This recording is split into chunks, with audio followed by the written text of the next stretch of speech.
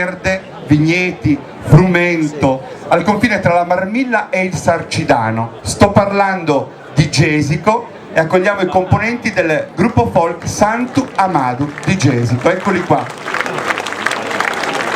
Il paese delle 7 chiese, così è noto Gesico proprio per la presenza anche architettonica e non solo sacra degli edifici di culto. E la festa di Sant'Amatore davvero ci riporta indietro nel tempo, una sagra antica datata 1621, a ottobre si onora, e questa associazione, che trova appuntamento nel 2004, in questi anni ha voluto valorizzare anche gli aspetti legati non solo alle danze ma anche al canto, alla lingua sarda, e c'è un premio proprio intitolato a Santo Amadu che quest'anno ha la sua 8ª ricorrenza. Loro sono qua per ballare, Orlando Carta è pronto e quindi accogliamo con un bel applauso gli amici di Gesico, gruppo folk Santo Amadu.